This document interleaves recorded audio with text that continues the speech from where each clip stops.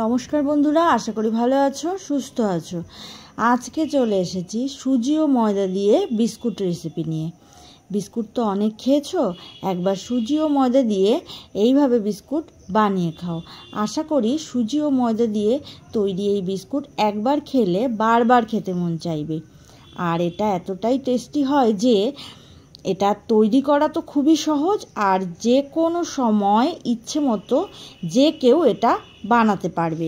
চলো তাহলে দেখে নাও। একটা বাটি নিয়েছি, তার মধ্যে একটা ডিম ভেঙে নিয়েছি, আর এই কাপটার হাফ কাপ চিনি নিলাম, অল্প পরিমাণ নুন নিলাম, আর নিলাম বেকিং পাউডার 1 চামচের 3 ভাগের 1 ভাগ, আর বেকিং সোডা নিলাম। এবারে সাদা তেল দিচ্ছি 4 চা চামচ পরিমাণ। এখন খুব ভালো করে ফেটিয়ে নিচ্ছি। মোটামুটি 3-4 মিনিট সময় নিয়ে ভালো করে ফেটিয়ে নেব, তাতে করে চিনিটা ভালো করে গলে যাবে। এবার আমি ওই কাপের হাফ কাপ সুজি নিলাম, আর এই রকম 10 টাকার গুঁড়ো আমুল দুধ নিলাম। আবারও খুব ভালোভাবে সমস্ত কিছু মিশিয়ে নিলাম। এখন দিচ্ছি 1 চামচ পরিমাণ কালো জিরে, আর কালো জিরেটা দিয়ে খুব ভালো করে মিশিয়ে নিচ্ছি। এবারে ওই কাপটার 1 কাপ ময়দা নিলাম।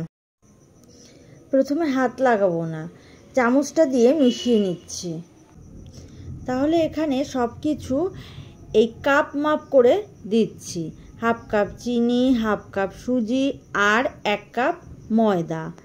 তোমরাও সব কিছু এরকম মাপ করে দেবে। এবারে হাত দিয়ে সব কিছু খুব ভালো করে মেখে নিতে হবে। তো দেখো, প্রথমে এরকম একটা চ্যাটচ্যাটে ভাব হবে, মানে হাতের মধ্যে লেগে যাবে। পরে আরও মিনিটখানেক একটু সময় নিয়ে মেখে নিলে হাতে আর লেগে থাকবে না। যদি দেখো হাতে এরকম লেগে রয়েছে, তাহলে অল্প তেল দিয়ে দেবে মিশ্রণটার মধ্যে, আর অল্প ময়দাও দিয়ে দেবে, তাহলে দেখবে আর হাতে লেগে থাকবে না। আচ্ছা, এইভাবে মেখে নিয়ে আর রেস্টে রাখার দরকার নেই। যেহেতু এর মধ্যে বেকিং পাউডার, বেকিং সোডা আর ডিম দিয়েছি, তাই ঢাকা দিয়ে আর রেস্টে রাখার দরকার নেই। এভাবে মেখে নিয়ে সাথে সাথেই বিস্কুটগুলো তৈরি করে নিতে পারবে। এখন একটু ঘি নিয়ে নিলাম, আর বাটিটার সাইডে ঘিটা রেখে দিলাম, আর হাতে কিছুটা মেখে নিচ্ছি। তারপরে অল্প মিশ্রণ নিয়ে হাতে গোল করে বিস্কুটের শেপগুলো দিয়ে দিচ্ছি। তোমরা চৌকো শেপেও বানাতে পারো। আর এরকম কাঁটা চামচের সাহায্যে এরকম একটু দাগ দিয়ে দিচ্ছি। খুব সহজ ব্যাপার, আর তোমরা তোমাদের পছন্দ মতো যে কোনো ডিজাইন করে নিতে পারবে। এইভাবে করে সমস্ত বিস্কুটগুলো শেপ দিয়ে দিলাম।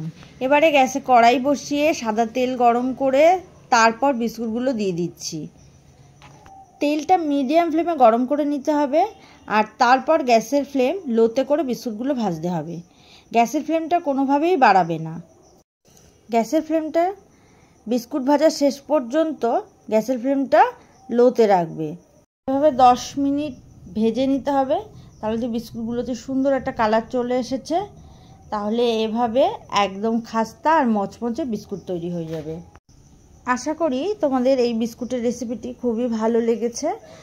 তাহলে একটা লাইক, কমেন্ট, শেয়ার করে দিও। আজ এই পর্যন্তই। আবারও নতুন রেসিপি নিয়ে চলে আসবো। সুস্থ থাকো, ভালো থাকো, আর এতক্ষণ ধরে আমার সাথে থাকার জন্য অনেক অনেক ধন্যবাদ।